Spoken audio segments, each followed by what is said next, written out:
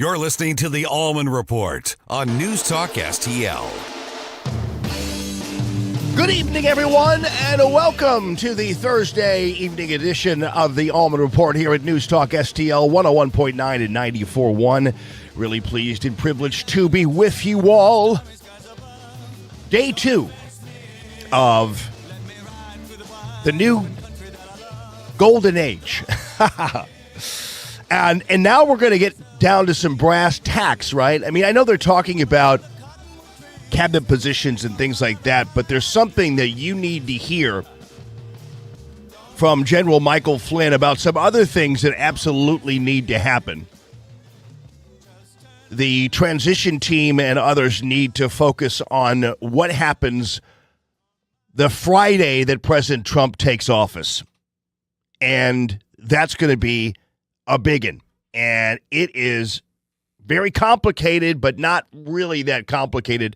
I'll bring that to you. But first, I wanted to give you a little more ear candy of the weepy, crying left. Right now, they're blaming George Clooney for encouraging Biden to get out. And now they're rethinking whether or not Biden should have got out to begin with or what have you. And yeah, that's a situation where we're just watching them in their little mope fest and blame fest, but we really don't care about that stuff too much. This was probably the most joyous aftermath of the election, and that was Claire McCaskill crying on MSNBC. And it really is pretty pathetic that people will actually get to the point where they'll cry because of an election outcome. And I know we would have been very, very upset had Trump lost, but I never really got there in any way, shape, or form. I always knew he was going to win, so I never really got there in that sense and had all the confidence in the world things were going to work out. But when you really are, and this is the problem with the left and the liberals and the Democrat Party, is that they were investing in this phony fantasy, which ultimately will make you cry more than if you are invested in something real and it fails. So really the crocodile tears we're seeing is because they failed to kind of put one over on the American public. So it's really kind of regret. You know how a criminal cries, not because of remorse, but because he got caught? That's exactly what the liberals are doing. They got caught trying to put one over on the American people with this inauthentic, fake kind of scenario. Trump's a dictator. Trump's a fascist. They tried to kill him. They tried to put him in jail. All that kind of stuff, and then propped up a candidate that was clearly not ready, nor will she ever be, that was clearly not able to be president of the United States, that was propped up on emotion and not facts or policies. And so, of course, you're going to weep because your little charade didn't work out. Your little scene didn't play out the way you wanted it to. They should have known better, but that's what happens also when you invest in something you know is fake and you're just kind of hoping it works out. It's kind of like gambling, and you're thinking, well, I could just do this and hopefully my luck will get me through. Well, that's not what happens. The American people are much smarter than that. And so the crying really is not over a failure to put the country in the right direction or save democracy, as they said. It's the failure of their phony, fake attempt to get Kamala Harris elected to the White House. And so, yeah, of course they're upset. And Claire McCaskill was very upset. I mean, in that mission and that purpose, Claire McCaskill will determine. You okay? I think I'm okay. Tell me what you're thinking. Well, I'm so proud. I'm so proud of her. I don't think people realize how hard it is to get to where she was. And it's interesting that Claire McCaskill, of all people, says this. Because Claire McCaskill, for all of her detestability on so many levels, was actually pretty accomplished herself. Claire McCaskill got to a point where she was a state auditor, governor, all that kind of stuff. And so she actually is a fairly self-made female politician, U.S. senator, everything else. I mean, she blunt defeated her for the governorship, but she still ran for governor, did pretty well in that race. And so it's really kind of weird to see a woman like Claire McCaskill, who, for all of the faults and everything else that we talk about with Claire McCaskill, one of them is not that she was a paper tiger, that she was a person who was just kind of like vacuous and got along because of her good looks or what have you, and actually accomplished something. She was actually a great state auditor. I remember back in the day when I was a reporter for Channel 4, I utilized a lot of her material. She was really good at what she did. That's not Claire McCaskill. That's not Kamala Harris in any way, shape, or form. Kamala Harris is a empty vessel and has always been. Prosecutor, senator, all that kind of stuff. And just got along to get along and made it not because of her intelligence or because of her passion, just out of dumb luck and Willie Brown and all that other stuff. So it's kind of weird that Claire McCaskill is crying for someone who couldn't hold a candle to her politically. It's just kind of crazy. As a woman, getting elected DA, it's not easy, guys. People don't trust women to be in charge of making decisions about life and death and crime. And that's not true. Claire McCaskill knows that herself. I mean, Claire McCaskill was a prosecutor in Jackson County. I mean, in outside of Kansas City. So she knows that that's not true, that people don't trust women in certain roles and that kind of thing. Prosecuting attorney in Jackson County, state auditor, ran for governor, almost won, U.S. senator. I mean, so what she's saying about how women have such a hard time, that's not true. At least in modern times. And it wasn't true even when Claire McCaskill was in her political career. So I don't understand what her weeping for an empty vessel like Kamala Harris is all about. Being, frankly, a supervisor in some ways over police, her fighting through the primary thicket of California politics to become Attorney General, really hard. I mean, this is really... It's not hard in California. In fact, I would even venture to guess it was harder in Missouri.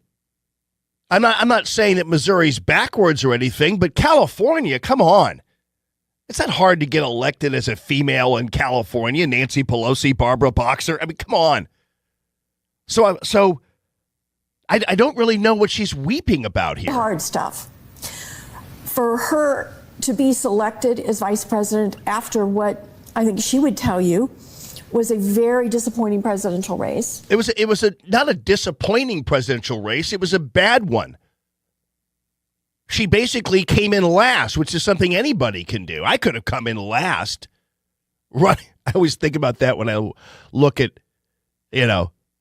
horse races or anything like that. It's like, boy, or Olympic events. I'm like, oh, I could have come in last on that 500-meter run. I could have done that. And so in this situation, I don't even know what she's talking about here. So really, in the end, I think you guys are picking up on it.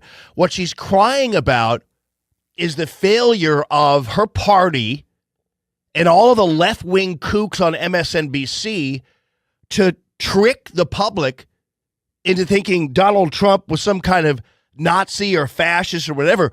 All their little things in their toolbox didn't work. And that's because they didn't have anything real in their toolbox.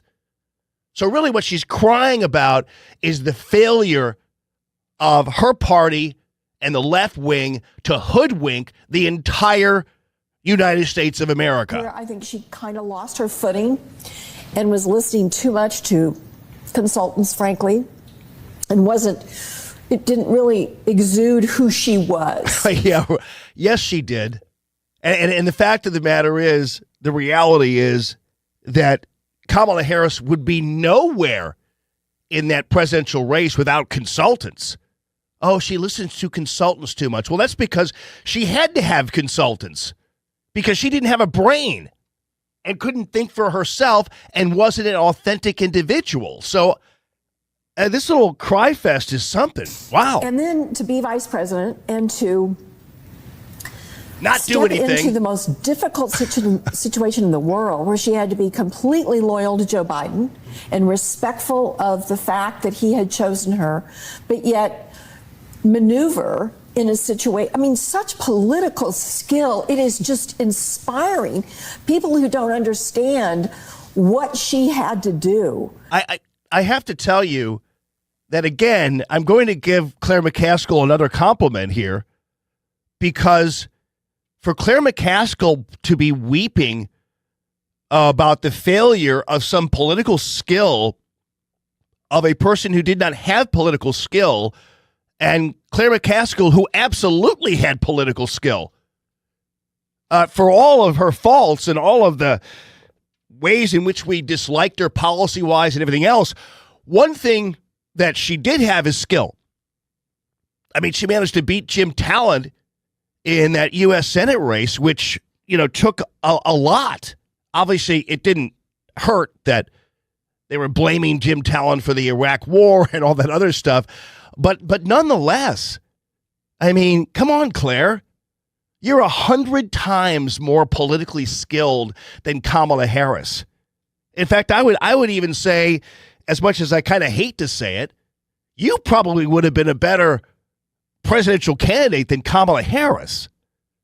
So again, what she's weeping about is the fact that they couldn't get this Pippi Longstocking-like character elected to the White House when they knew that she was not ready to get to this moment. And so I'm just very proud of her.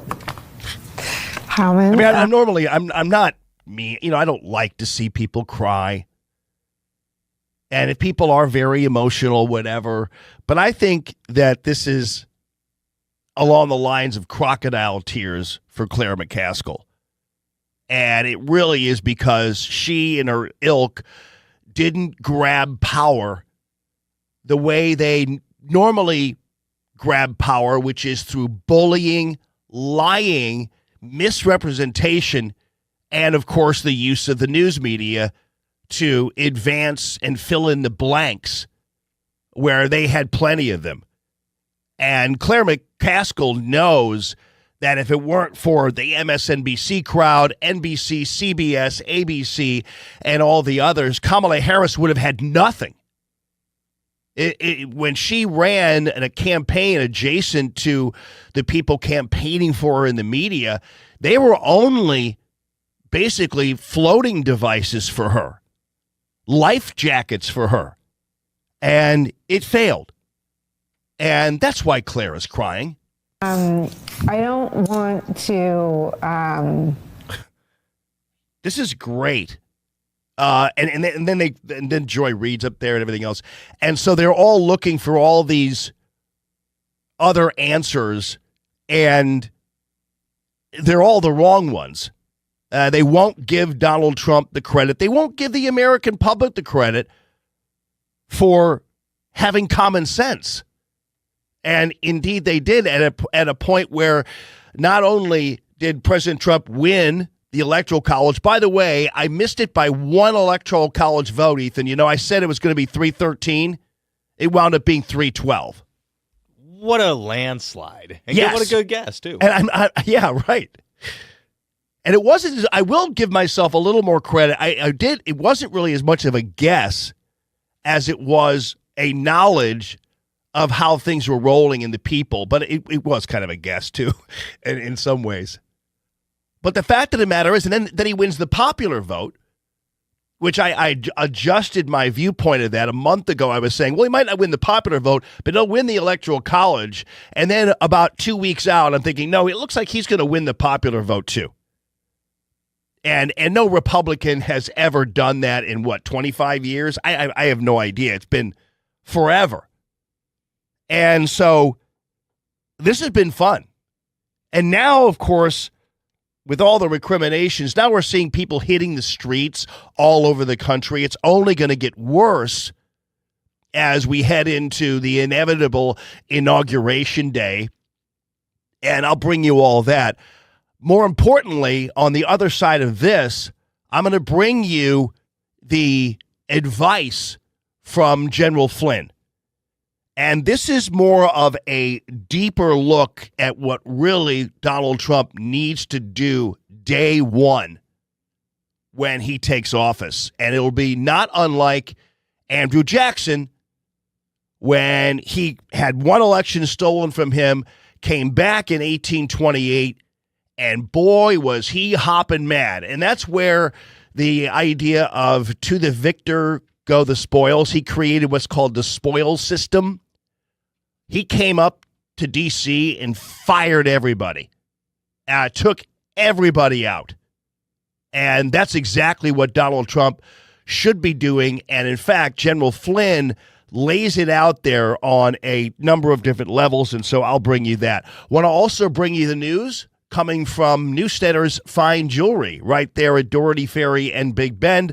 All of my friends there, love them so much. Just talked to Richard Newstetter the other day and thanked him for his support of free Common Sense Radio. They're all happy with the election, of course. They've worked so hard to get Donald Trump elected, have all those Thursday meetings all the time with people. It's so much fun, and it's just so great. And I love these folks. They take such good care of you. They are focused on God when they're not focused on the jewelry. WowDiamonds.com is the website. And of course, they have the lab grown diamonds. They have the mine diamonds. And a lot of people like the lab grown ones. In my opinion, they're a little more beautiful and they're totally natural, much like a flower being grown for sale, like at Schnucks or Deerbergs or whatever. They're grown in labs too, and they look just as beautiful and they're just as real. And the lab-grown diamond is just that at Newstetter's Fine Jewelry. Want to let you know also, they're doing layaway plans there now. They're going old-fashioned on us. And they also have a wish list. So you could go in there, pick a few things out, put it on your wish list, and you can tell your loved one around Christmas time, hey, I got it all there for you on my wish list. And so you don't have to do any guessing. And that's great, too, at Newstetter's Fine Jewelry. On top of that, there is a way that you can win a $500 gift certificate as a News Talk STL listener. All you have to do is go to NewsTalkSTL.com for details on that Christmas giveaway that we are entertaining, or WowDiamonds.com. All the details are there for you for the possibility of winning a $500 gift certificate to the finest jewelry store in all of St. Louis, in my opinion, and also to a big supporter of free, common sense, conservative radio. This is the Allman Report on News Talk STL.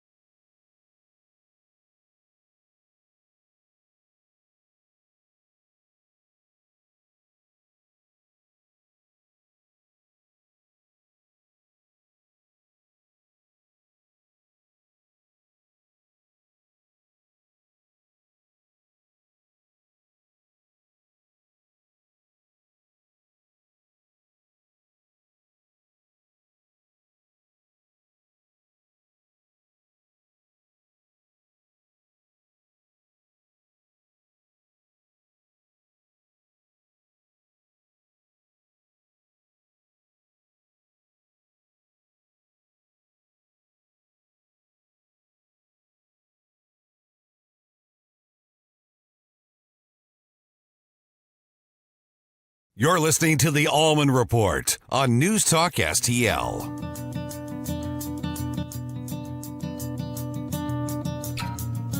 This is the Allman Report. Happy Thursday evening to all of you. Jamie Allman here.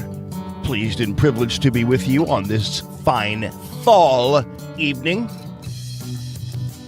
So, you're hearing all the names being bandied about. I can't really keep up with it. We'll have more solid information on who President Trump is going to be naming to his cabinet. Lots of names being bandied about. I hear Tom Cotton said no to a couple of possibilities, and so that's happening. And Tom Cotton's probably having too much fun being a senator anyway, and so we'll see how this whole thing works out. But there's really actually more pressing things for President Trump and his team to be considering.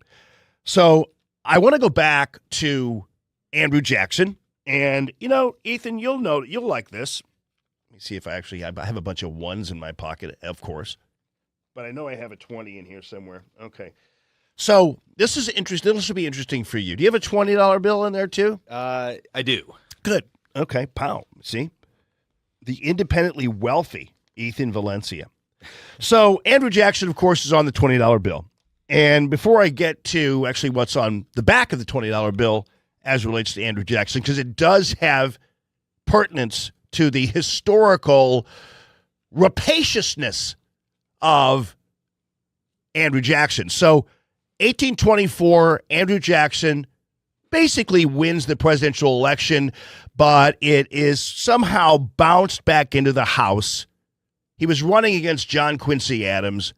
Adams was pissed, and Adams was not a pleasant guy anyway. And it goes back to the House, and Henry Clay is the Speaker of the House at the time. So, lo and behold, it goes back to the House, and miraculously, and keep in mind, Andrew Jackson, when he was voted president, in my opinion, in 1824, he was the first candidate from Appalachia to win the presidency. So before all this, all the presidents were all from the Eastern Seaboard, Virginia, beyond, that kind of thing. And so Andrew Jackson's miracle was that he was kind of like an everyman. He definitely had a lot of Trumpiness in him, even though he was a Democrat. But he grabbed the vote from, what Appalachia, what was then still not Middle America, but you know what I'm talking about. And so Henry Clay, with the House, bounced the presidency to John Quincy Adams. And miraculously, Henry Clay just happens to become Quincy Adams' Secretary of State. Well, 1828 rolls around, and Andrew Jackson is back with a vengeance. He's running again. And this time, he wants to take it. Adjacent to that is his wife, Rachel Jackson. Now, I've been working on a book. I haven't had time really to do most of it, but I've been working on a book about Rachel Jackson because I really do adore her and think that she probably could have become the first female president in another time. But Rachel Jackson was a tough one. And she and Andrew Jackson had this beautiful, wonderful relationship. And I've seen their love letters together when Jackson was out and about, and he was general in Seminole War and beyond, the Creek Indian War, went down to Florida and became the governor of the Florida Territories. Monroe sent him there early on, and he took out the Seminole Indians and all that kind of stuff. And all that time, he and Rachel Jackson remained so close because she, at the Hermitage, which is also a plantation, it was a place where they owned slaves, and they actually armed their slaves at the Hermitage because they hunted and did all this kind of stuff. It's almost like a self-sustainable living arrangement, but I'm not defending slavery, but you know what I'm talking about. Andrew Jackson, when he died, actually, the number one slave is buried right next to him at the Hermitage.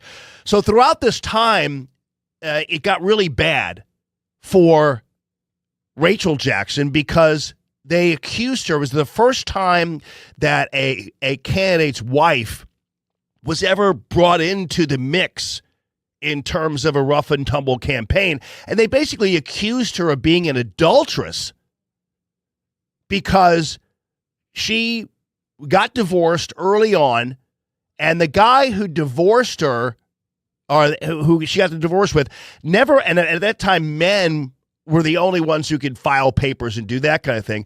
So her ex-husband never really completed the divorce papers. And of course, he did that on purpose, knowing that in the end, if something did occur or something did happen, she would never really be fully divorced, and she'd have to find out the hard way. So it turns out, because he didn't file the paperwork, never fully divorced, and on that basis, Quincy Adams and all of his people were trashing her as an adulteress. It was really hard on her because she was a very fit, able woman, smoked a little metal pipe. She was very cool and actually knew all the wives, Quincy Adams' wife, James Monroe's wife, because her dad, who wound up being killed by an Indian, her family founded Nashville, Tennessee. And she lived in D.C. for a while because her dad was a bigwig in the military and everything else. And so she grew up, she knew these people. But anyway, they trashed her. It was really super hard on her. And it was the second go-round for a campaign. So anyway, fast forward to what happened. And then she wound up getting sick. She wound up just being so depressed and everything else that so Andrew Jackson wins the 1828 election, and she dies in December, a month before the inauguration. She dies. In fact, Rachel Jackson is buried in her inauguration gown. That's how sad this story is. Well, as you can imagine, she dies. By the time Andrew Jackson gets to Washington, D.C., he is pissed. He blamed all those people for her death, never got over the fact that they were smearing her as an adulteress, and never got over the fact that they stole the election from him in 1824. So, and in fact, to make it matters even worse, he rescued and Rachel raised this Creek Indian boy who was taken off the Creek Indian battlefield after his parents were killed by troops led by Andrew Jackson. So he adopts Linkova, and he lives at the Hermitage, and then Linkova winds up, he wanted Linkova to get a commission to West Point, and Quincy Adams blocked it. So believe me, Andrew Jackson has had enough of the establishment people and politicians. He'd had enough of the deep state back in the day, and he went in and basically fired everybody. Just took out everybody. And he was not happy. They didn't call him Old Hickory for nothing. So anyway, back to the $20 bill as another measure of Andrew Jackson's dedication to Rachel Jackson. He went up, he grabbed a couple of seeds from the Hermitage. If you go to the Hermitage, it's very beautiful. And there are magnolia trees everywhere. It's beautiful, gorgeous. And magnolia trees are gorgeous anyway. So what he did was when he went to D.C., he brought with him a few seedlings, magnolia tree seedlings, and planted them at the White House. So if you look on the back of your $20 bill there, Ethan, you can see the two magnolia trees that wound up growing. And those are the magnolia trees you see on the back of the $20 bill. Those are in memory of Rachel Jackson, those two magnolia trees. Is that cool or not cool? That's cool. Good design on the bill. I know. I know, but those magnolia trees did exist. And in fact, one of them didn't die until 2017. And I think the other one died after that. And so they're both dead trees now. But it lasted until 100 years, more than 100 years. And in 2017, the first one died and the other one died afterwards. So I say this because Donald Trump has to take the same attitude one way or the other as he goes in and takes office on that Friday. And it's got to be very, very, very meticulous in terms of ridding Washington, D.C. of these deep staters out there. So I took a long time to tell that story about Rachel. When I come back, Michael Flynn, General Flynn, has a very laid out plan for what Donald Trump should do the minute he takes office to make sure that his presidency and beyond is not derailed like it was the last time, and this country stays solid the way it should. That this new golden age is maintained. And there are people right now who are plotting to get in Trump's way, and they need to be erased. They need to be removed. And so I've got General Flynn's plan for you on the other side of this. In the meantime, I want to let you know, heading into the weekend, don't forget to make your plans to go to Johnny's Hideout. Right there at High Ridge, 10 minutes from 270 in Gravois. And, of course, 40 different TVs to watch football, college, and pro and beyond. The greatest wings you're going to find. The brand new pizzas are absolutely stellar. The beer is cold. The staff is great. The music is alive and well at Johnny's Hideout. It is a great party place. Rick Pogue, one of the co-owners, just a great guy. And you're going to love Johnny's Hideout and hanging out there and being part of this alive scene. And outside, they've got the fires going, so it's warm outside, and the music's playing. Indoors, it's cozy, too. Johnny's Hideout, High Ridge, just 10 minutes from 270 in Gravois. You can check out the Facebook page and get all the schedule for the music coming up. Johnny's Hideout STL on Facebook, jhideout.com on the web. I shall return. This is the Allman Report on News Talk STL.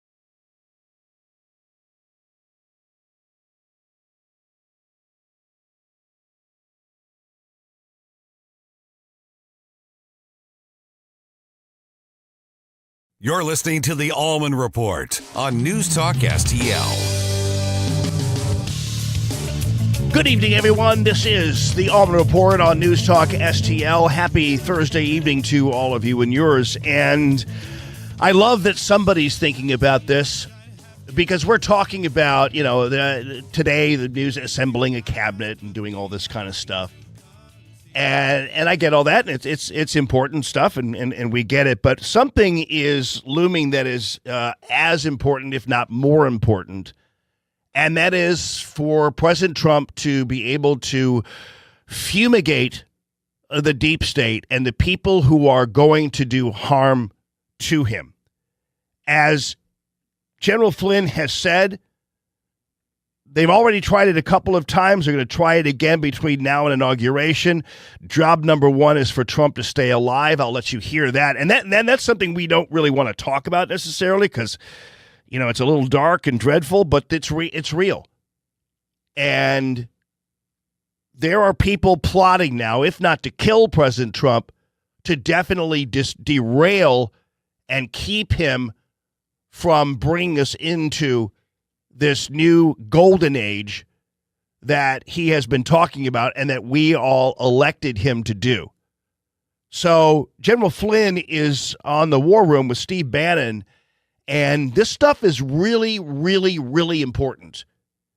And he has a whole plan for what President Trump needs to do day one upon taking office. What they're doing, we've seen this movie before, they are setting up essentially another scenario to basically stop Trump dead in his tracks as he tries to go back in and govern a second time.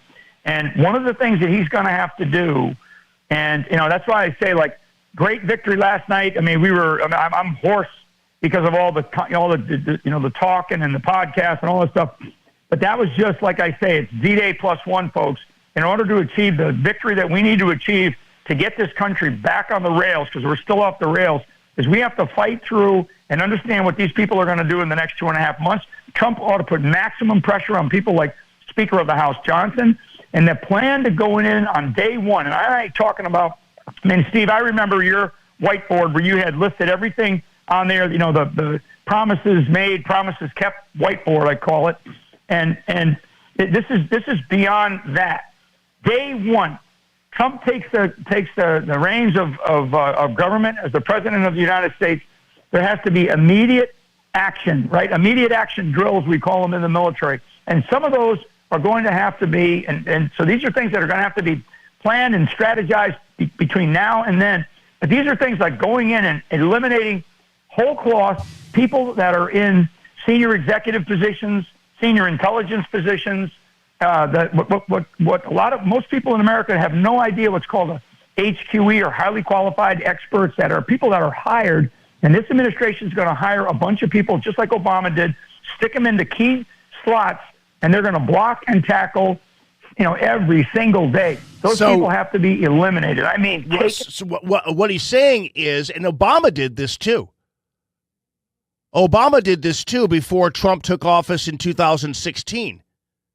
And they basically just started hiring a bunch of people and putting them in place and giving certain people security clearances and all this kind of stuff. And that kind of juiced up the deep state to try to run interference on anything that Trump was doing. And so it was designed. And that's, I asked Jim about this a little bit. I asked Jim Carafano about this a little bit, about what they're going to try to do. And he said, yeah, that does happen. There's a whole sub-level of government, and we call it the deep state, that exists and also will be fortified by this outgoing administration, Biden. And so President Trump needs to go in there, and everybody, regardless of how new they are or whatever, he says they need to be eliminated. They need to get kicked out. Slots, and they're going to block and tackle, every single day. Those people have to be eliminated. I mean, taken out at the knees, dismissed, take their clearances away, take their badges away, and tell them, thank you for your service, you're done. And that has to happen literally on the Friday of Trump taking over. Never mind just starting the deportation campaign. That's going to take, it's going to take some time to get through all that. That's not going to happen over a 3-day weekend. That's going to take time to do the kinds of things that we need to do. So these are things that, like I said, Steve, we've seen this movie. You and I have been part of it. We've been victims of it. And we do not have to go through these scenes again. We can eliminate a lot of this nonsense by being prepared for what we know the enemy is going to do. And I right now talking to you, I do use that word enemy precisely because had Trump lost last night, he'd be in prison. He'd be in prison on the 26th of November. His family would be destroyed. His business enterprise would be destroyed. Guys like Elon Musk would be destroyed. They'd come after you. They'd come back after me because I know they already are. So these are all things that we can't sit here and pretend like, well, we're going to be the nice people, right? So I agree with him on that wholeheartedly. President Trump, and I don't think that I need to give him my general thing. I think Trump is on this. And we talked a little bit about that with Jim yesterday, that Trump cannot play nice. He's got to realize and identify the people who were going to hurt him and destroy him had he lost the election and tried to hurt him and destroy him before the election. And you have to realize, back in 2016, keep in mind, James Clapper and all these other CIA clowns that were appearing on MSNBC and everything else, you realize they still had security clearances. There were people on TV who were downgrading Donald Trump, crapping all over him, in my opinion, jeopardizing our national security all the time. And they had security clearances. Those clearances should have been removed. But there they are up on TV running him down. The guys who wrote and signed these letters that were warning that President Trump was a threat to democracy and all this kind of stuff, those people are all still there and they have security clearances. They need to be removed. Everybody who signed that letter, everybody who was involved in it and beyond, even from the previous election, need to be removed. President Trump's policies and approaches are not going to happen if he has these people in the deep state still there. We will be effective with the use of the rule of law. We'll do it properly, but accountability must happen. I'm telling you, Steve, I'm looking at the world of social media, and this is my world. Information and intelligence is my world, and I have a lot of people that I still have that I'm still in contact with in the government, outside the government, overseas, and people want to see Trump succeed. They want to make sure that he has the right team of people around him, and they definitely want people to be held accountable. Comey comes out recently, I think today, and he starts talking about how, what Trump is going to do to the DOJ and the FBI. You're damn right, Jim Comey. You committed crimes against this country. You committed treason as far as I'm concerned. I mean, never mind cutting my legs out. Guys like him did so much damage to our country. Never mind Obama and some of the others. That's why at the end of that tweet there, that post, I say, sorry, not this time, Obama. Fool us once, shame on us. Try to fool us again, shame on you. And you can tell that from the tone of Obama in the last couple of days, and what he is saying, these people are up to no good. And I want to remind people, and I'll say it again, I hate repeating myself on this, but I'm going to say it. Had Trump lost, it would have been Katie bar the door. They would have been salivating to throw a bunch of us in jail or worse. We have got to get serious. And so really also you've heard, and Flynn is referring to the last couple of days where Obama and Biden and even Hillary Clinton and all these people are saying, well, the election did take place. Americans have spoken. And so gone are all their Nazi, racist, fascist, threat to democracy languages, right? Now they're trying to be nice. And they're trying to be nice, as Flynn points out, because they know they're going to try to get as much influence in the deep state as they possibly can to sit there and block and tackle, as Flynn puts it, Trump's policies and beyond. And so that's why they're being because they're not talking about Trump being a threat to democracy anymore, are they? Because they're trying to play nice, they're trying to make nice, and they're trying to do this situation, put this situation is where we're like, well, we're glad the outcome is fine. This is America, and everything's going to be fine, and the people have spoken, and then meanwhile they're plotting like Obama did back in the day to put people in certain positions in government. It's kind of why.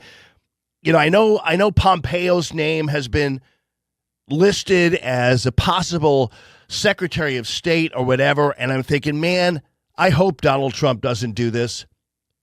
I remember Pompeo being on there. I remember complaining about the fact that every time you turn around, there's Mike Pompeo on Fox News trashing Donald Trump. I don't care what their qualifications are. If they're on the record as trashing Donald Trump, and I know what some people say, well, J.D. Vance did a long time. It's like, well, that was a long time ago. I think you could pretty much test the credibility and integrity and trust of J.D. Vance at this point. These other guys, no way.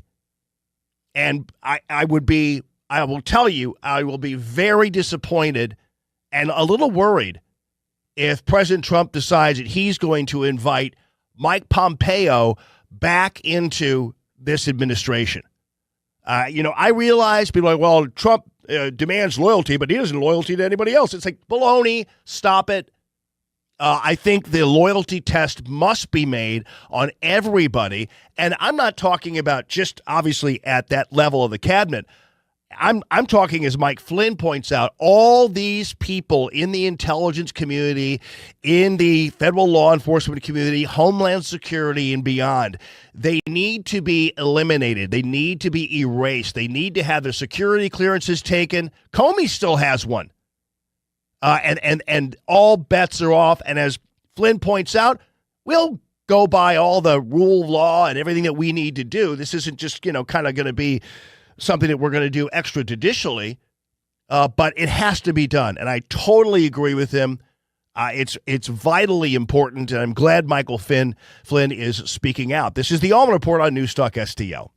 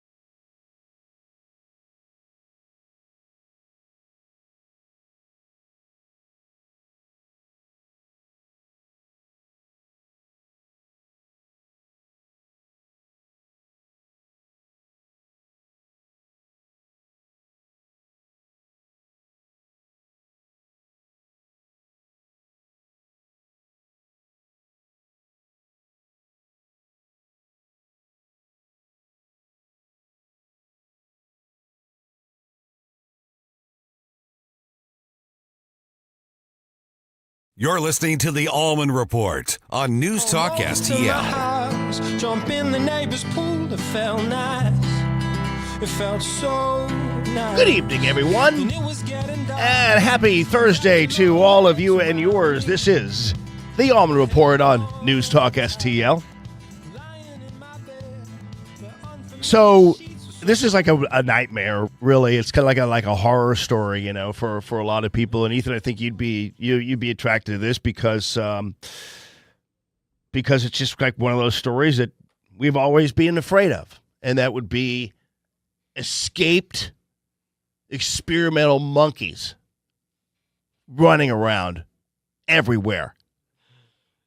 And in South Carolina, authorities have issued an urgent alert in Beaufort County after more than 40 rhesus macaque monkeys escaped from this research facilities in that area there. The primates weigh between 6 and 7 pounds, broke free from their enclosures, and now it's like a full-scale law enforcement effort to hunt down these monkeys who are all running around. Now, keep in mind, they're very young females, apparently, 6 to 7 pounds, and haven't quite yet been used for testing. So that's now the word to the public is to avoid the area, in that whole area where this Alpha Genesis place was. And he says the animals are described as skittish, and they also could possibly attack people. So they're telling all these people to kind of shut their doors and beware of the gang of rhesus monkeys that are running around in South Carolina. Kind of reminds me of the story back in Madison, Wisconsin, when I went to school there, and they did experiments on monkeys there too, and these were rhesus monkeys. And in some cases, they like took out parts of their brains and all this kind of stuff. And then when they were done with the monkeys were taken to the Vilas Park Zoo, which is the zoo in Madison. And the monkey house at the Madison Zoo basically it consisted of like a bunch of bandaged rhesus monkeys in this cage. It was the weirdest damn thing. Some of them had like bandages on their heads and everything else, and that constituted the monkey house at the Madison Zoo. Because, you know, they have university there, and they're all experimenting on all of them and that kind of stuff. Like here, you know, you have all the baboons and all the, you know, variety of different monkeys from Africa and all this kind of stuff. Instead, at the Vilas Zoo, all you had were a bunch of casts off from and lobotomized rhesus monkeys in the monkey house. Oh, Lordy. This is funny, too. So this is a good measure of President Trump's great sense of humor. And Donald Trump Jr. put this up on his Instagram page. And this is a letter from Donald Trump to the McDonald's Corporation HR department. Dear management at McDonald's, please accept this letter as formal notice of my resignation from my position at McDonald's effective Monday, January 20th, 2025. So presumably, I guess, he could still work there. Who knows? Well, remember all the people. He's not really an employee. It's like, no kidding. During my tenure here, I have enjoyed the opportunity to serve our customers and contribute to the fast-paced environment of this establishment. From flipping burgers to making fries and managing the drive-thru, I've learned a lot about both the restaurant business and the value of hard work. I want to thank you for the opportunity to be part of such an iconic American brand. The experience has been invaluable, and I am grateful for the skills I've developed, which I believe will serve me well in future endeavors. I am committed to ensuring a smooth transition during my remaining time here. Please let me know how I can assist in finding and training my replacement or in any other capacity to help maintain the high standards of service at our location. Thank you again for everything. I look forward to my next adventure, but I leave with fond memories of my time at McDonald's. Sincerely, Donald J. Trump, 4547. So there you go. The fun never ends with this guy, I'll tell you. All right, so yesterday I did wonder, because we talked a little bit about how easy it was early on to know that Donald Trump was going to win this election and win it handily. And again, one of the things I put on the Facebook page on election night was when the numbers started to come in from the urban areas of Philly, of Miami, of Detroit, as well as Atlanta and other places. And because the conventional wisdom was that votes come in, the first ones to come in are usually from the more rural areas who are more inclined to vote for Donald Trump anyway. And those were the votes coming in first. And the urban areas, those votes were going to come in later and sometimes change the trajectory of a Democrat's fortunes because, of course, most of these people presumably were going to vote Democrat. So that didn't happen, though. The early numbers coming in from these urban areas, Miami, Philly, Atlanta, and beyond, were showing strong support for President Trump. Better support than they had had before. And at that point, then you knew, and this was, I put this out, I can't remember, like 10, 8, something like that in the evening. And I said, this election will be over by 2 a.m. Guaranteed. And it pretty much was. So I was wondering kind of out loud, like, well, I wonder what happened in Chicago, for instance, because all along in the run up to the election, I've been playing you a lot of great anecdotal evidence of Trump support coming from urban areas in Chicago, Chicago's inner city. These were people who were showing up at these city council meetings and Cook County council meetings and all that kind of stuff. And they were showing up and basically saying, what was it? What was their line? It was like, no blue, no matter who. We're all Trump supporters. Some of them even showing up in Trump garb. And I was like, well, that's interesting to see, how perhaps the voting turnout for Trump was in Chicago. And now we have the numbers. And Donald Trump made some really good impact in some of the areas of Chicago, of Illinois. So here's how it went down. If we look at these numbers from the Chicago Sun-Times, for instance, in Chicago, Trump jumped to 22% of the city vote in 2024, up from 12% of the city vote in 2016. So technically, the voting totals for Donald Trump in the city of Chicago doubled from 2016. I mean, almost doubled. So in 2024, it was very, very clear that Trump expanded his support in Chicago.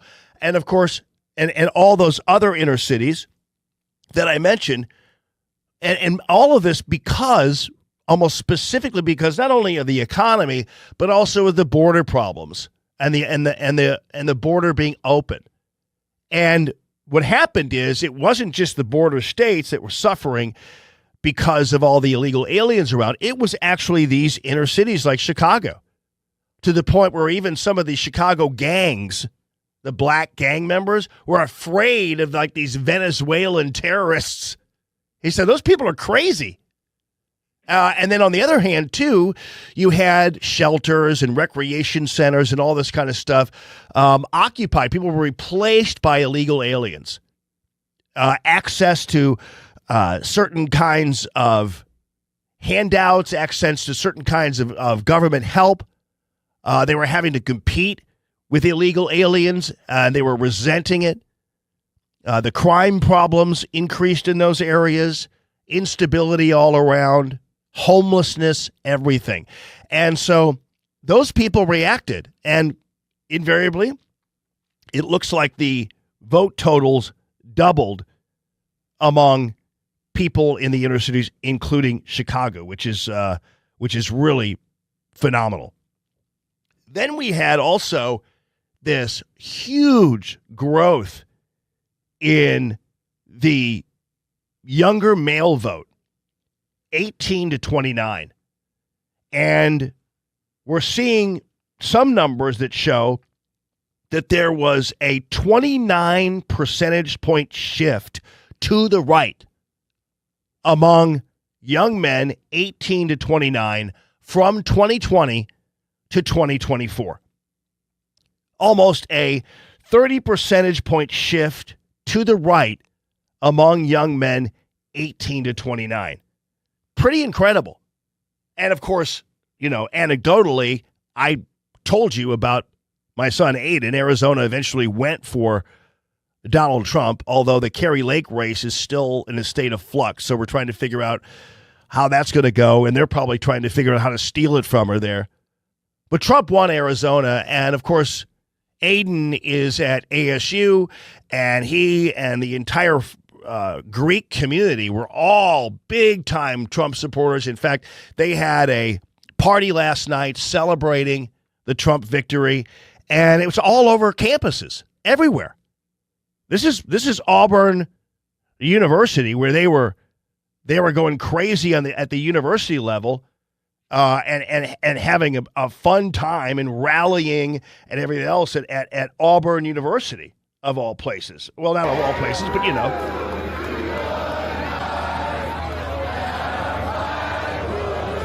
they're all standing out there with flags and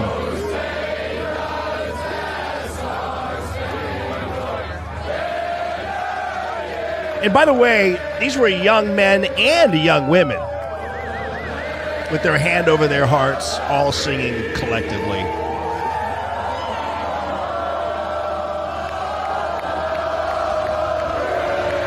Yeah. And of course, you're seeing the usual suspects all over the country who are also hitting the streets because they hate Donald Trump. But that's just too bad. We don't need to pay attention to them. Here's one. This is from an unidentified fraternity where they're all... That was a guy who was imitating Donald Trump. So these fraternity guys, this is Sigma Nu. They're all in red ties and suits, and they're all standing in front of their house, all singing. And here is another college campus. People are all parading through the streets. Their boom boxes and everything else. These are all college kids.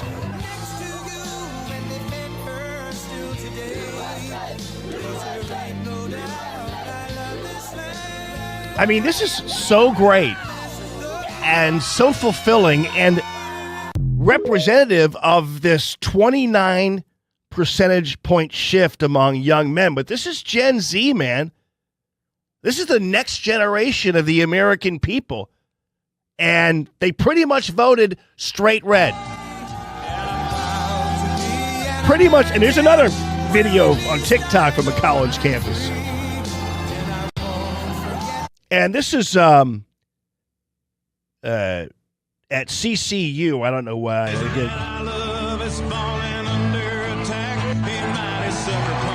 I mean, this is normally like when we see videos like this, it's just a bunch of punks rioting, Antifa people, all that kind of stuff. But no, this is the kind of riot we like, right? It's a laugh riot.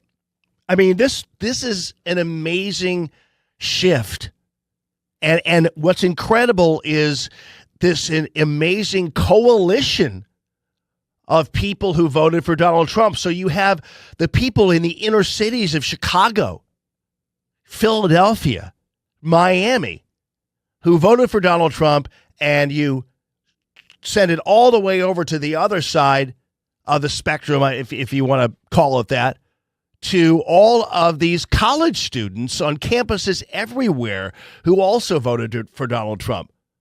I mean, the diversity of the Donald Trump vote is nothing short of incredible. And of course, all of you have already established that and know that.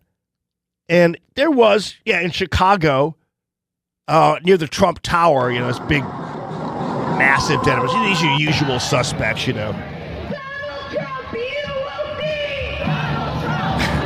And of course, most of the people carrying the signs during that situation are carrying Palestinian resistance signs. So we pretty much have a clear delineation of where this country is going. And I think there's a common theme here throughout the show, starting with the crying Claire McCaskill and going through the General Flynn advice that we start fumigating the deep state and getting rid of all that, to the college students who are all partying like it's 1999, and also the inner city people happy that they elected Donald Trump. And it's pretty clear that on the other side, we've got the pro-Palestinian people still out there bitching and moaning about stuff. But it's pretty clear how irrelevant all these people on that left side are turning out to be. Like, we don't even care anymore. The United States of America has passed them by. Will there be a resistance movement? Yeah, I think inside the government and outside. But I think it's pretty safe to say that when you look at what happened on Tuesday and you see what's happening, there is a sea change in this country and a coalition of Trump supporters that cannot be watered down by the usual suspects if everything is handled right. And for instance, if Donald Trump goes in day one and gets rid of all the Hillary Clinton, Obama people, all those people who are just going to sit there, camp out, and try to be cool and try to be discreet, get them out of there, fumigate the place, and eventually all the other nattering nabobs of negativism will go with them on the streets and beyond. It's all good news. It's great news. And a happy day, too, of the brand new golden age. This is the Allman Report on News Talk STL.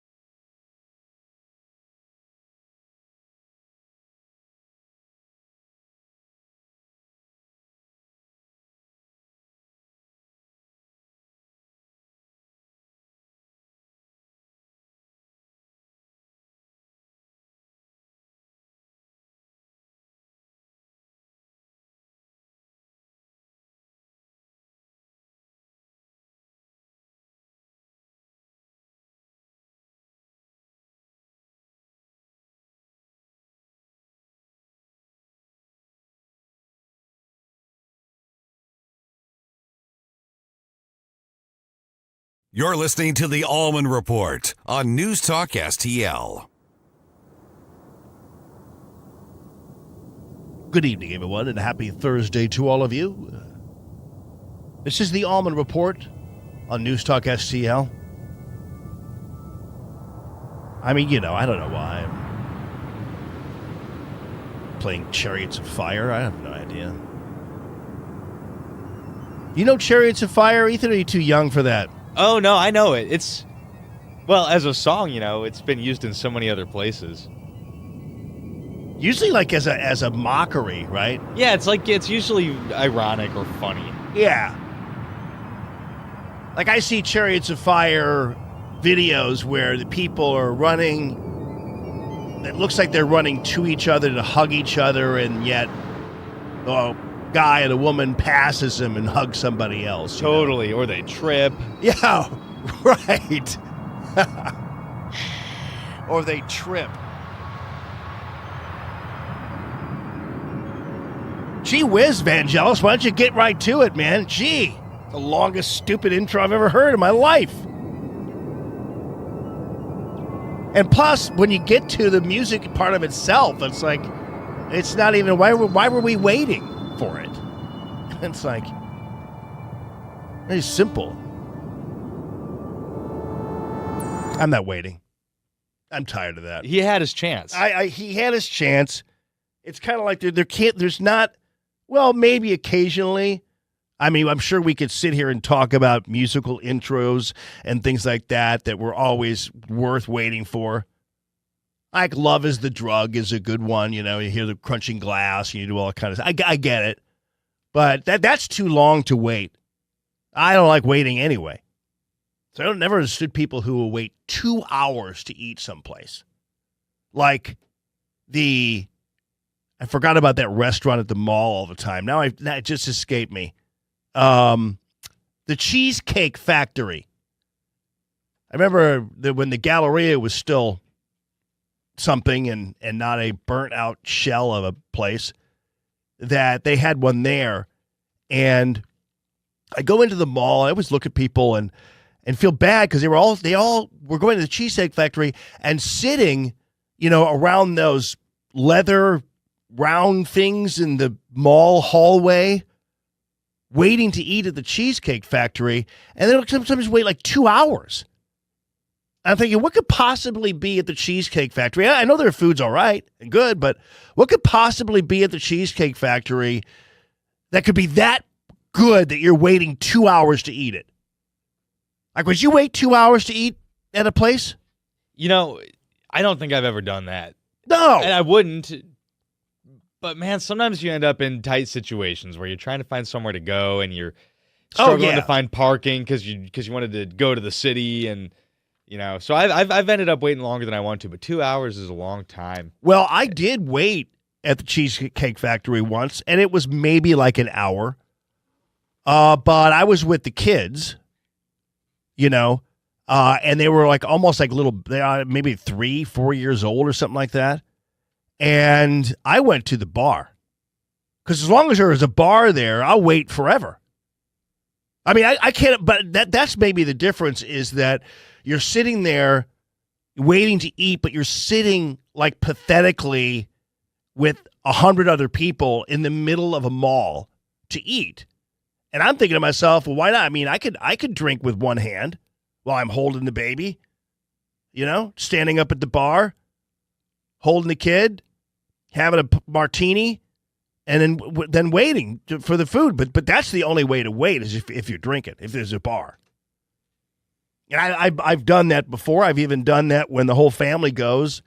Andrea or somebody might be sitting out on the other side, and I'll just go drink.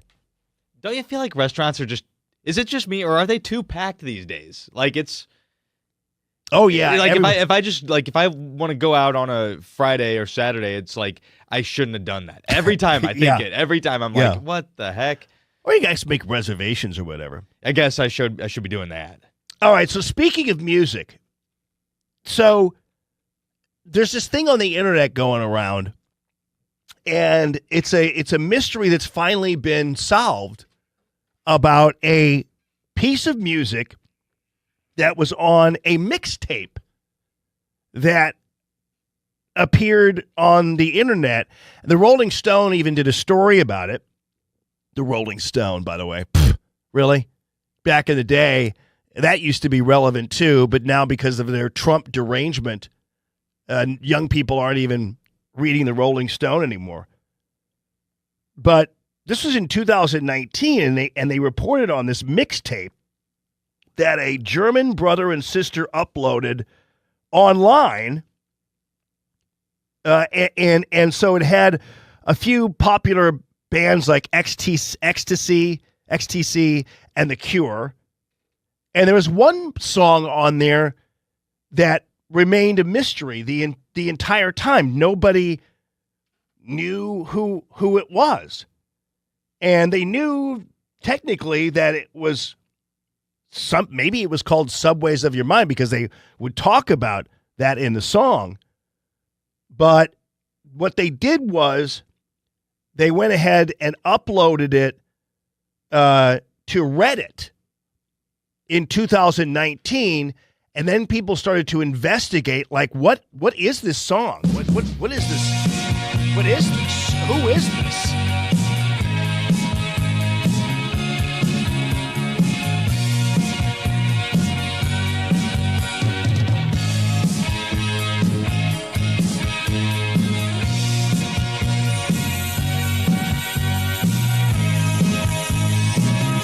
This is like a German band or something, you know.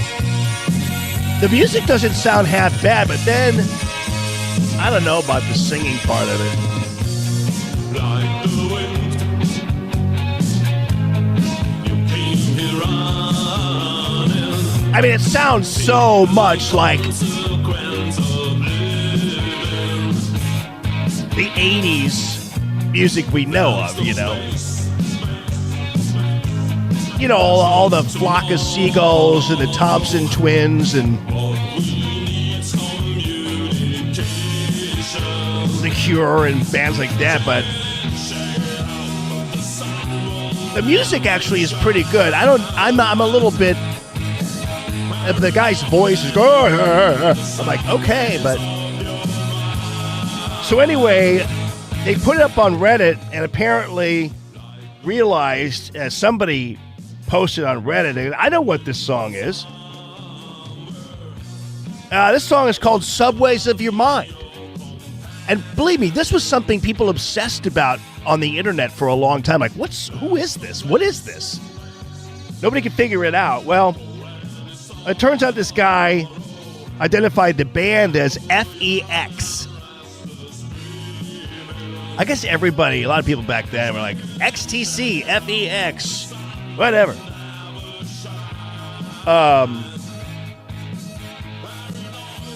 The Reddit user who identified the song, he said he reached out to members of what was a four-piece outfit from the northern city of Kiel in Germany, who sent him a version of the mystery song and revealed its long sought-after name.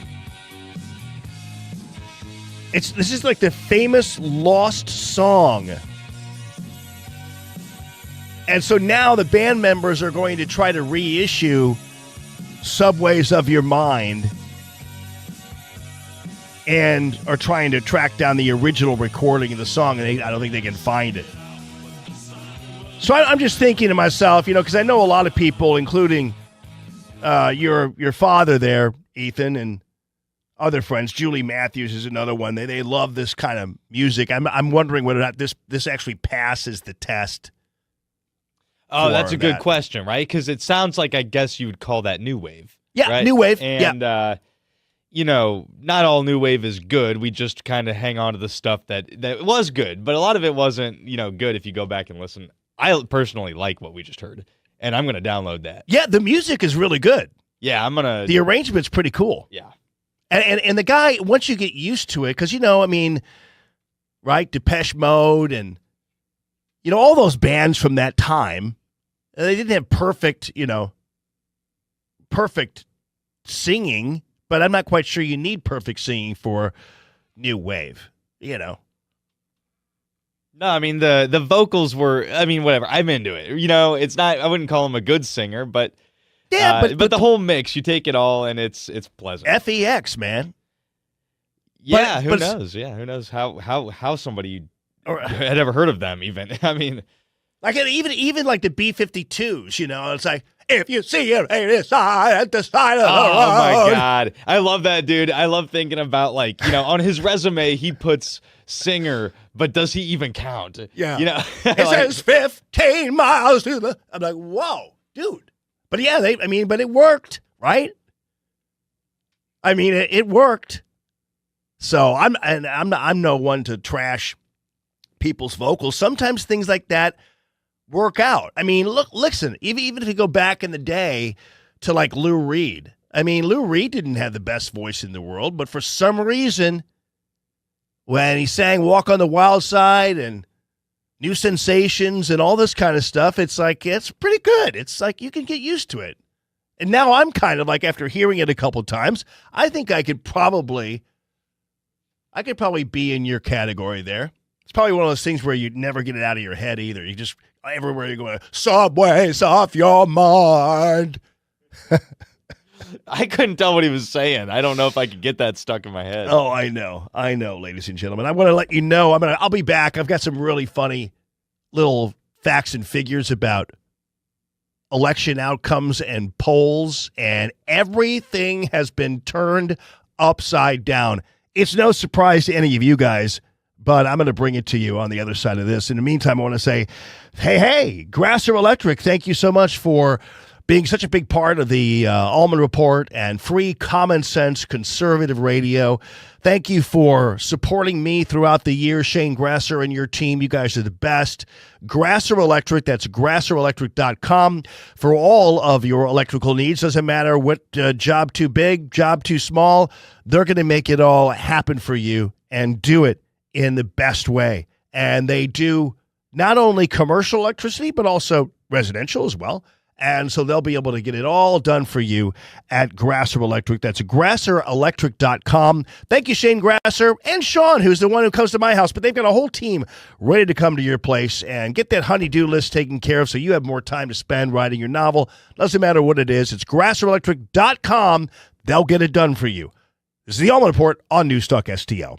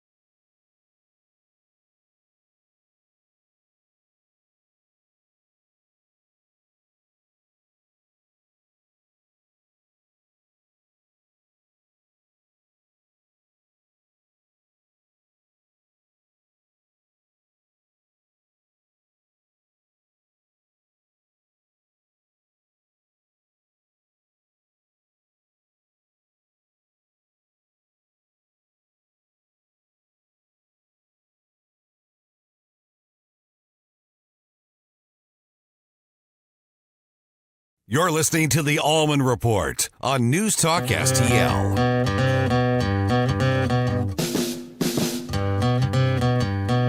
Here's another one you might like. I know you know it, but this guy doesn't have, like, the perfect voice, but this fits with this song, right? When I'm out walking, I strut my stuff, and I'm so strung out. I'm high as a kite, I just might stop to check you out. Let me go on. Violent Femmes, man. Son. You know, that kind of, but it works. It's a really good example of what you're talking about. Yeah. Absolutely. It's almost like a lot of new wave, especially with the kind of musical arrangement and things like that. It almost like had to have like a flat vocal sound to it for some reason. I don't know why. Kind of like talking. Loving me some Violent Femmes this Thursday evening. This is the Allman Report, sponsored by the way, Hans's Tree Service, hansestree.com. And don't forget about their financing for all of your tree takedowns. I'll explain that in just a little bit. Want to follow up on a couple of funny things. A few things under the headline of Womp Womp, according to my friends over at Twitchy. So it turns out that the home county of Tim Walz went for Trump. Tim Walz lost his home county. He didn't lose the overall election to Trump. He even lost his home county to him, this according to the New York Post. President-elect Trump's overwhelming win saw him net 49.6% of the vote in Minnesota's Blue Earth County. And this is where the Walz family lived for 20 years before he was ultimately elected governor. So it's his hometown county that he wound up losing. It was technically by about 1,000 votes, but there weren't that many people there anyway. But still, I mean, when you have that few people and it's 1,000 votes, it's still a lot of people point-wise. And so when you break it all down, it turns out that Tim Walz completely and totally lost his home county. So much for the coach, right? And that's where he coached, too, and everything else. All right, so Ann Selzer, and I don't know whether you saw this a while back, because this was one in which Mark Kaysen, and I might have him on tomorrow. It was a sorry, I just got a text, but I was looking for my text from Mark Kaysen because this was one of them, and I put a little example up there on the So Monday at 7:18 in the morning, Mark Kaysen texts me, Iowa, LOL. And that's because Mark Kaysen saw this bogus Iowa poll that was released by this chick, Ann Selzer, who does polling. And she said that, according to her polling, Kamala Harris was ahead of Trump by 3 points. And Trump wound up beating Kamala Harris by 13 points, which means this Ann Selzer chick was a total of 16 points off. 16 points off. And, of course, this was obviously one of those polls that is designed to kind of either suppress a vote or just say it's kind of a done deal or say that it's all over. And then another one of these artificial types of fantasies that these people were all playing, that Kamala Harris had a rat's ass chance to win this thing. So now this Ann Selzer chick is trying to explain, well, maybe the poll showing that Harris would win motivated the GOP to vote harder. Or maybe it was a massive late break to Trump. And, Molly Hemingway is on the internet going, oh, girl, You've got to be kidding me, making these kinds of excuses. But this was a poll, and a lot of times, like people like Mark Cation, you could he's kind of like the cow that can sense an earthquake, right? He hears the rumblings first and texts me at 7:18 in the morning. Iowa, he's even going to win Iowa. It's like, okay. And normally I'll go and check and see and whatever. I didn't even bother with that when it was Monday. So here's what she says to the Des Moines Register. She says, in response to a critique that I manipulated the data or had been paid. Oh, yeah, you mean paid like every celebrity endorsement of Kamala? It turns out she paid them all. She paid them all money to endorse her. They all got money to endorse her. Anyway, or that I was exercising psyops or some sort of voter suppression, I told more than one news outlet that the findings from the last poll could actually energize and activate Republican voters who thought they would likely coast to victory. Maybe that's what happened. The team at Seltzer and Company has begun a review to raise any plausible question of what happened between Thursday night, the previous week, when we finished interviewing, and when the votes were tallied on Tuesday night. The work has begun, but it will be a while before it's complete. Of course, she hoping that everybody totally forgets about it and doesn't go back to ask her, hey, what did you find in your investigation about this poll? And you all heard early in the week on Monday, of course, Nate Silver talking about how a lot of these polls are so bogus that they're doing what's called herding. They're only interviewing like a finite group of people, like 800 people. That's not a legit poll by any stretch of the imagination. And Nate Silver was calling BS on all the polls. It turns out, as usual, Nate Silver was right. Despite all his F-bombs, he was absolutely right in the end about all this. All right, elections having consequences. Well, one of those would be that RFK Jr. is in the mix. And RFK Jr. was interviewed on NBC News about what is in store for you with an RFK Jr. in the Trump administration. Donald Trump said that he would put you in charge of the public health agencies. What exactly does that look like? Well, he's been very specific in what he said. He wants me to do three things. One, clean up the corruption of the agencies, particularly the conflicts of interest that have turned those agencies into captive agencies for the pharmaceutical industry and the food industry, the other industries that they're supposed to be regulating. Number two, to return those agencies to the gold standard science, the empirically based, evidence-based medicine that they were famous for when I was a kid. And number three, to make America healthy again, to end the chronic disease epidemic. And President Trump has told me that he wants to see measurable, concrete results within 2 years in terms of a measurable diminishment in chronic disease among America's kids. Yeah.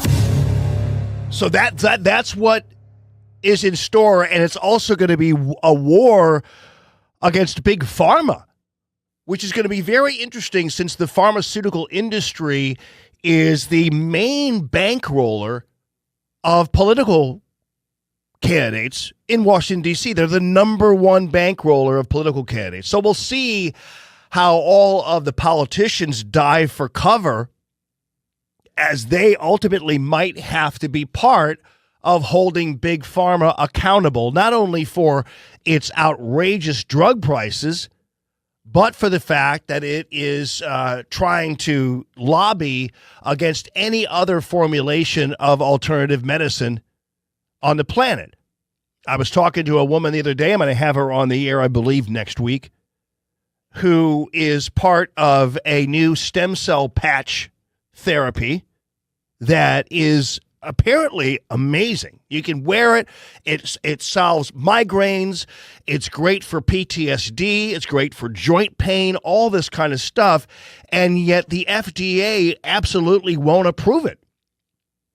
We've had the same situation with marijuana. We've had the same situation with the budding growth in psilocybin therapy, especially for our veterans suffering through PTSD. It's been a proven aid. And of course, we've talked to a ton of people, and you've talked to them too, when cancer patients and people with MS, all that kind of stuff, having proven results from marijuana usage, and yet all down the line, the pharmaceutical companies always got in the way. They always try to derail any kind of approval or whatever because they want our veterans, they want you to just keep popping these pills with side effects that take up 30 seconds of a 1-minute commercial on your television airwaves. The other thing that's happening, and this is very interesting, I brought this to you a couple of weeks ago as the CDC finally admitted that fluoride in water is associated with IQ loss and neurodevelopmental disorders in children, maybe even thyroid disease. Now, you remember back in the day when there were people who were, stop fluoridating our water, and we were all thought of as being nuts, back in the day. And of course, the pharmaceutical industry and all the people who were with the environmental groups who wanted to push this fluoride were all trying to make people look foolish for not wanting fluoride in the water. RFK tweets out this one. On January 20th, the Trump White House will advise all U.S. water systems to remove fluoride from public water. Fluoride is an industrial waste associated with arthritis, bone fractures, bone cancer, IQ loss, neurodevelopmental disorders, and thyroid disease. Of course, he says President Trump is wanting to start to clean up many aspects of what our children and we are taking in.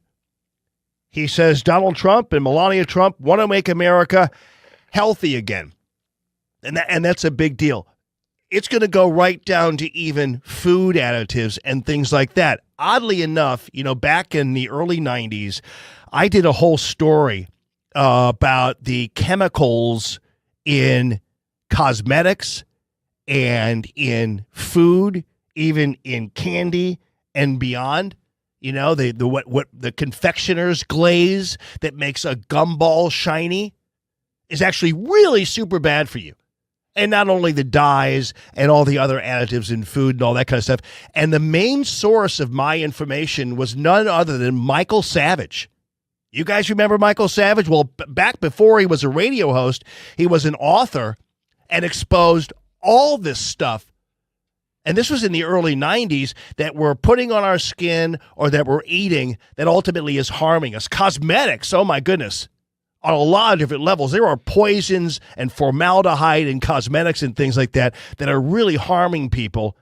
And gradually, as they pile up in our bodies or on our bodies, they do harm to us. So that's great news. This truly could be the new golden age, and I love it. Thank you, Hanson's Tree Service, for sponsoring the tail end of this show, my friends. They have financing plans for all your tree takedowns. Don't make the choice not to take a tree down because you can't afford it. Chad wants to make it affordable for you. HansonsTree.com. Ethan Valencia, thanks a ton. You guys, thank you so much for listening to the Allman Report. We'll see you on the Fancy Friday.